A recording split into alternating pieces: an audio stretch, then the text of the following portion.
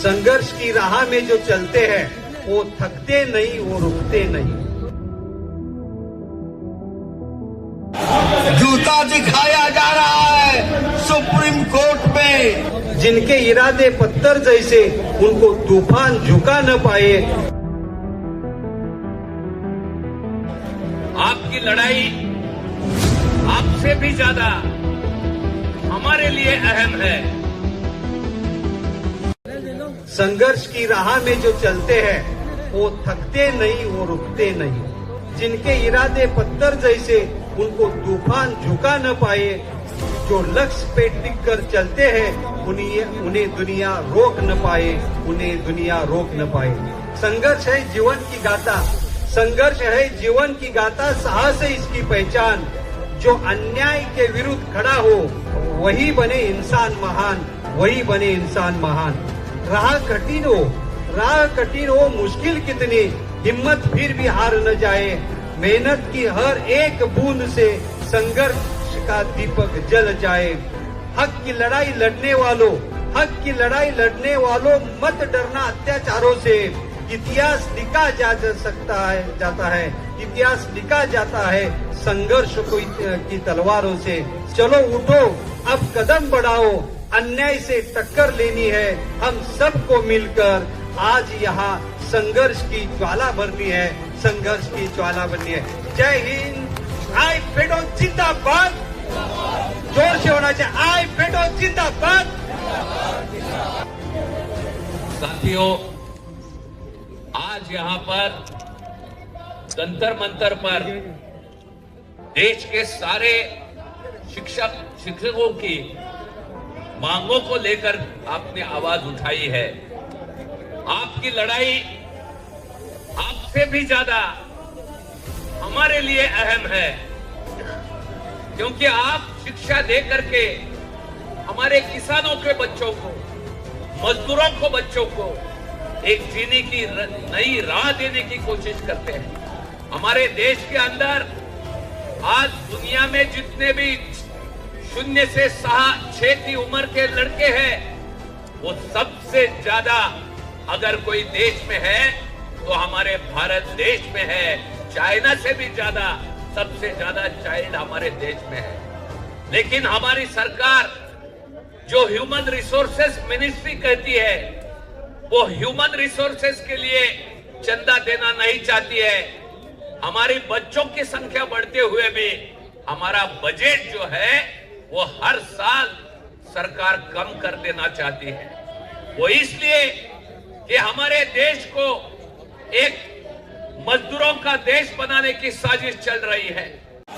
जूता दिखाया जा रहा है सुप्रीम कोर्ट में, क्योंकि वो सुप्रीम जज दलित था। वो दलित समुदाय से संबंध रखता था, और जूता मारने वाले ने ये कहा कि सनातन धर्म ने मुझे ये बताया है कि सनातन धर्म में दलितों को शिक्षा का, स्वास्थ्य का कोई अधिकार नहीं है, इसलिए मैंने जूता चलाया है। और वो जूता चलाने वाला शख्स वकील भारतीय जनता पार्टी आरएसएस का है। क्या बाकी है? किस बात का वर्णन किया जाए? जब देश का अति पिछड़ा वर्ग, दलित समुदाय जब एजुकेशन के जरिए, आरक्षण के जरिए, अंबेडकर के जरिए, वामपंथी ट्रेड यूनियन आंदोलनों के जरिए जब वो आगे बढ़ रही थी, राजकाज तक पहुंच रही थी, इस सरकार में शामिल राजा महाराजा ने, इंडस्ट्रियल्स ने, कारपोरेट घरानों ने, देश के पूंजीपतियों ने अंधविश्वास की राजनीति, मंदिर और मस्जिद की राजनीति शुरू किया। हम आप समझे नहीं, अंधविश्वास के शिकार हो गए। और ऐसी हालत में आज ये देश अंधविश्वास से चलाया जा रहा है। आपको करना क्या है, आखिर किया क्या जाए? आने वाले पार्लियामेंट सेशन में ये जो अब इसके बाद पार्लियामेंट सेशन शुरू होने जा रहा है, उसमें श्रम नीति का, लेबर प्लानिंग का एक्ट का बिल आने वाला है। और उस श्रम नीति में सनातन समाज में, ब्राह्मणवादी समाज में, राजाओं महाराजाओं के समाज में जो सर्विस का नियम था, काम था, नौकर मजदूर पर कानून था, वह श्रम नीति लागू होने वाली है बिलारा। 44 श्रम के कानून।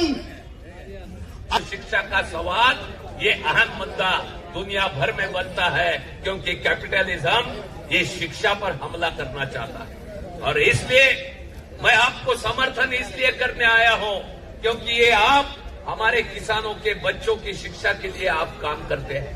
आप किन हालात में काम करते हैं, किस अवस्था में काम करते हैं। कई स्कूल ऐसे हैं जिस स्कूल में जाने के लिए 2-2 मील जाना पड़ता है, कठिन रास्तों में जाना पड़ता है। ये बात जो है, हमारा प्राइमरी टीचर किस हालात में काम करता है, ये जरा निर्मला सीतारामन को बताना जरूरी है। ये समझ लेना भी जरूरी है। जितना काम इस देश की बॉर्डर पर हमारा सैन्य दल करता है, वैसा ही काम हमारे टीचर्स का है, हमारे शिक्षकों का है। ये बात जरूरी है। ये देश के अवाम को जो शिक्षा आज आधुनिक शिक्षा है, उसका कंटेंट भी बदलने की कोशिश करना। हमारे बच्चों को अच्छी शिक्षा देने के बजाय एक कम्युनल और धार्मिक व्यवस्था की तरफ धकेलने की कोशिश ये सरकार यहाँ पर कर रही है। वो चाहते हैं कि अंधविश्वास बना रहे, वो चाहते हैं पुरानी रूढ़ी परंपराएं बनी रहे, क्योंकि शिक्षा ये बात जो है जिसे महात्मा फुले ने हमको बताया है, डॉक्टर बाबा साहब आम्बेडकर ने भी कॉन्स्टिट्यूशन के गाइडलाइंस में ये प्रोविजन किया है कि कंपलसरी शिक्षा की तरफ जाना है। आप अध्यक्ष जनरल सेक्रेटरी उस गांव से है जहां के राजर्षि शाहू ने प्राइमरी एजुकेशन कंपलसरी करने का कानून खुद के राज्य में किया था। उस जिले से हमारे महासचिव वहां पर आते हैं और मैं कोशिश चाहूंगा कि सचमुच अंग्रेजी जमाने से 1920 से लड़ते लड़ते जो कानून अंग्रेजी जमाने में मजदूरों को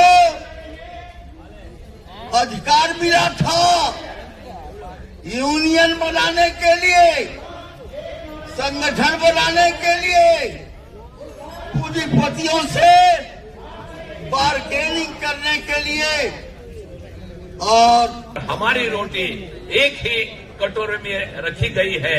इसलिए किसानों के संघर्ष के बारे में भी आप सोचिए। किसान सभा हर एक अपने आंदोलन में शिक्षा का मुद्दा उठाएंगे, क्योंकि ग्राम शिक्षा समिति जो है उसमें सबसे ज्यादा किसान है। मैं उन सब समितियों को आह्वान करता हूं कि सारी अपनी ताकत लगा करके शिक्षा का, जनता का अधिकार बरकरार रखने के लिए और शिक्षकों की हर मांग पूरा करने के लिए अपना सहयोग दे और समर्थन दे। धन्यवाद।